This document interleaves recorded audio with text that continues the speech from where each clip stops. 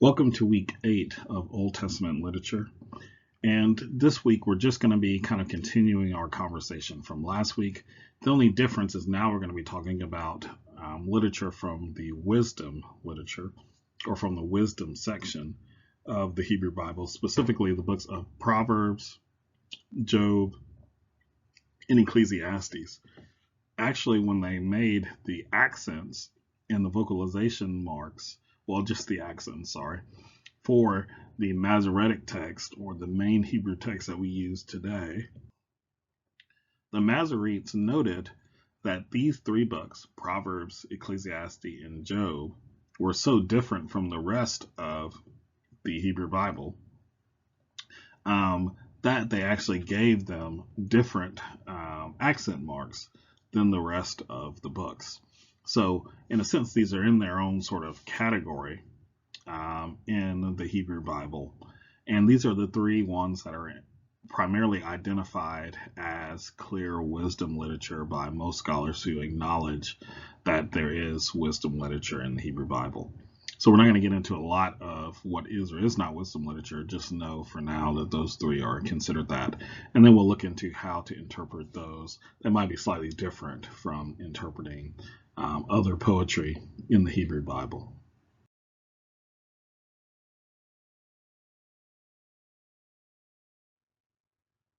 So as always, the last part of this book is going from theory to practice. And in this section, Longman really looks at four main passages from the wisdom literature, and they are Proverbs 9, 1 through 6, Proverbs 14, 1 through 7, Ecclesiastes 9, 11 through 12, and Job 38, 2 through 7. And really the only difference that Longman makes between the way in which he is generally going to engage with wisdom literature compared to the Psalter or poetry in the book of Psalms, is that for him, the context to the Psalter does not matter, whereas the context in the wisdom literature does. Now, him and I would disagree on this because I do think there is an actual structure and order to the Psalter, and that it is important for us to interpret the Psalms in light of one another. So I would argue you can't just interpret Psalm 2 by itself. You need to interpret Psalm 2 in light of Psalm 1 and Psalm 2 in light of Psalm 3. Longman would probably agree that Psalms 1 and 2 create the introduction to the book, and I believe he says that earlier. But then he would say from there it's just an anthology of different poems that are not all kind of focused on one concept or a progressive narrative throughout. So he would say Psalm 3 has nothing to do with Psalm 1 and 2. Psalm 4 doesn't necessarily have anything to do with Psalm 3. But to me, there is a progression in each of the Psalms, and the way in which you interpret them matters. So let me elaborate on that more for a moment. So for me, the book of Psalms goes through at least a sort of narrative progression, and this would also be the case for most people who have a canonical view on the Psalter, like Gerald Wilson, who Longman would disagree with. That you have book 1 focused on the reign of David, book 2 focused on the reign of Solomon, book 3 somewhat focused on the division and destruction of Israel, and then book 4 related to the captivity, the Babylonian exile, and then book 5 with this hopeful future reign of God. So that would be kind of one thing, and one thing included in each of these, which is very clear in the Psalter, is that each of these ends with a doxology. So Psalm 41 has a doxology, Psalm 72, 89, 106, and 105, roughly speaking, all have this sort of anthology about praising God, blessing God, and it's almost a direct repetition in all of the earlier 4 books, but then obviously the concluding one would not have that. So in a sense, we know for sure that originally the Psalter needed to be divided into 5 books. Just Longman doesn't view a narrative through all 5 like some of us in the canonical camp would. But from there, kind of in my own research, this I got from other research, but I'm about to show you mine here in a second. One of the things that you can notice, especially when you go from Psalm 3 to Psalm 63, is that there are these historical superscriptions that are drawn from the book of Samuel. Now they jump all over the place. So you got like Samuel 15 and the first one, the stories of Samuel 15 through 18. And then, if you look at Psalm 34, it's going back to First Samuel chapter 21. You have other ones, there in First Samuel, and then you end again, in Second Samuel. So it's bouncing all over the place. So it doesn't seem like it's in chronological order. But I would just make the argument that if you've read through the narratives of Samuel, you already know the story of David. You know his story. So you don't need these first two books to repeat the story for you. If there's some sort of explanations of what's happening in those stories, it can bounce all over the place because you have a standard narrative to work with, and it can kind of play around with that to help emphasize different things in a different varying order. And this happens a lot in the Hebrew Bible as well. And so one of the things you would notice, and this is kind of my own research, is that the book of Psalms and the first two books follow the pattern that is laid out in the book of Samuel. So you get an introductory poem, and Psalm 1 and 2 do the same thing like in First Samuel, and there's a lot of emphasis that's found in both that are common. Then you get here in the middle these historical narratives that go from 1 Samuel 2 all the way to 2 Samuel 21 that kind of bounce all over the place and tell different stories about David in a varying order to try to help emphasize certain things. But then they both have a concluding poem. And once again, Psalm 72 is very similar to 2 Samuel 22. And then they both end with this sort of awkward statement about the final words of David. So if you read 2 Samuel 23:1, it talks about this are the final words of David, and the same thing happens in Psalm 72:20. However, the difference here would be, or the issue here is that both actually end up talking about David afterwards. So David comes up after Psalm 72. David comes up after 2 Samuel and actually says things like in Kings and whatnot. So these are not the actual final words of David, but instead they're kind of closing off his poetic sort of sections, in the same way that in the Psalter it's closing off his historical superscriptions. And even though you may have some psalms saying dedicated to David that occur after this, you do not have the historical superscriptions in the same way that you have here in this mixed section from Psalm 3 all the way to Psalm 63. So I do think there are reasons to interpret the Psalter in light of, or each psalm in light of the Psalter as a whole, in ways that Longman would not. So having said all of that, it's worth going back to Longman's four texts that he's going to look at, and we're going to primarily focus our discussion today on Proverbs 9 verses 1 through 6 and what Longman does there, because he has a lot of wonderful insights. To be honest, this is probably my favorite part of the book so far, where he pieces these into the context of Proverbs altogether. Same with Ecclesiastes and Job, and from there he has some very good insights into how these wisdom poetic texts work. But I would say the same thing is true of the Psalter. I just wanted to emphasize that for a moment before we move on. So now let's examine Proverbs chapter 9 in these two sections. And I'm going to try to put in green everything that's similar. And let's go ahead and just read through it. So wisdom has built her house. She has hewn her seven pillars. She has slaughtered her beast. She has mixed her wine. She has also set her table. She has called out her young women to call from the highest places in town. Whoever is simple, let him turn in here. To him who lacks sense, she says, come, eat my bread and drink the wine I have mixed. Leave your simple ways and live and walk in the way of insight. Then the woman of folly, there's a section here in between in Proverbs chapter 9, but then the contrasting woman appears. The woman folly is loud. She is seductive and knows nothing. She sits at the door of her house. She takes a seat on the highest places of town, calling to those who pass by, who are going straight on their way. Whoever is simple, let him turn in here.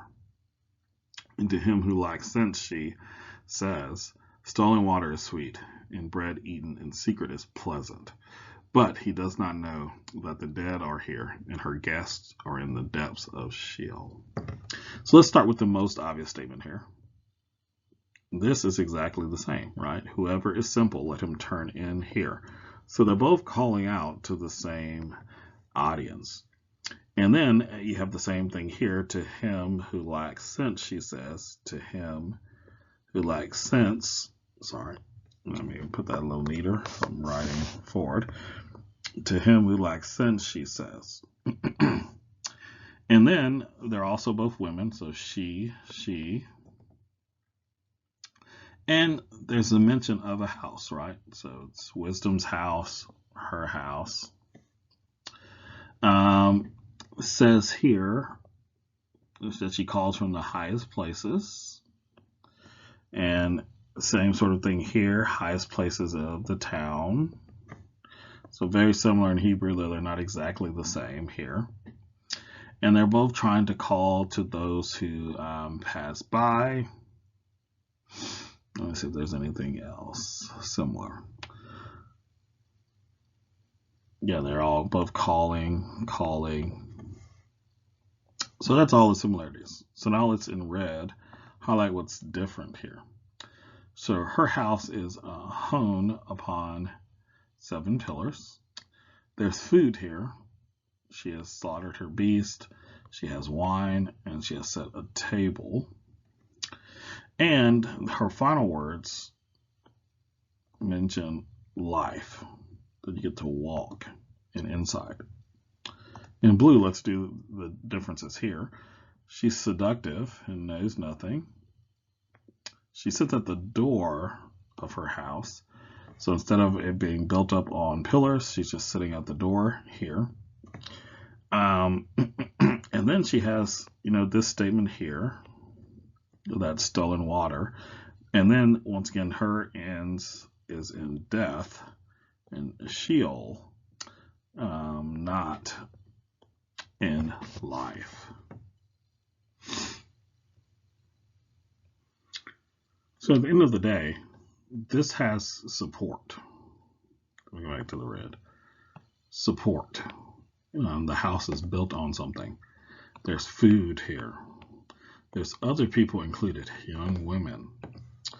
And there's life that comes from this after you have this eating and support. Here, there's lack of knowledge. She's by herself. There's no one else accompanying her. And she doesn't have any substance or food. Instead, we need to steal and take from others. And at the end of the day, the wisdom from the Lord here, kind of the narrator's point, is that this leads to death. So while there is some similarities between these two that we highlighted in green, they're both women. They're both calling out. They're both trying to make their case to the one who lacks sense. At the end of the day, and they're both in some sort of elevated place, at the end of the day, they have different goals in mind. And this is one of those things you can learn, the idea of here being wisdom literature, is sometimes things are going to look very, very similar in life. Sometimes advice people give you is going to look very similar. Sometimes mission work that you may want to support is going to look very similar. Sometimes organizations that you may want to give to are going to look very similar. But you've got to examine them deeper to see exactly what it is they're trying to accomplish. So when you actually listen to the words of what she's trying to say, okay, she's talking about stealing and she's talking about giving. There's a clear difference between their overall goals and their motives and then their end results based on that. So it takes wisdom to know the difference here. It's not always going to be easy to distinguish these things. You've got to take your time and be wise enough to actually see, okay, is this person kind of self-sustaining and leading to a self-sustaining sort of reality, or is this person trying to convince me to actually go the way that they want me to, in a way that leads to stealing and actually taking from others, not in a way that's leading to things that are healthy and supportive of others. All right, so as always, we'll end with our Riken activity. Today we're going to be talking about love lyric. And once again, he thinks all poetry is kind of the same, and then you have subcategories of poetry. And so this subcategory is going to be primarily focused on the Song of Songs, which has the most amount of love poetry in it. And he's going to argue that there are three main types. So he's going to say there are pastoral love poems, a blazon, and a epithalamon. And so the pastoral love poetry is going to be that which kind of describes the rural world, and the lovers are normally going to be referred to as shepherd or shepherdesses. Then the blazon is going to be a where you have a poem where the beloved is going to be compared to nature, and one of the things Riken emphasizes is that you have to be clear that these are symbolism. So like you're going to say like, like in Song of Songs, my beloved is like a gazelle, her neck is like a tree, things like that. Obviously, to say that someone's neck is as long as a tree is not necessarily flattering. It's going to be grotesque if you actually try to draw a picture of this person. But the point here is the symbols. So in the same way that you can look at a tree and say this is nice, strong, and healthy, and a fruitful tree, you can say, okay, someone has a nice neck is the parallel you're supposed to make. That you're not supposed to take it literally to say that she has a long neck or a short neck. The point here is she has a neck that's fruitful, that's beautiful, in the same way that you can look at a good tree. And then the epithalamon is a poem celebrating a wedding. He's going to say Psalm 45 is this as well. A lot of scholars are going to label that as a royal psalm because it's talking about a royal wedding. But in Song of Songs, potentially there's a wedding celebration that happens as well, from chapter 2 and parts of chapter 2 to chapter 5. So that is our Riken activity for this lesson.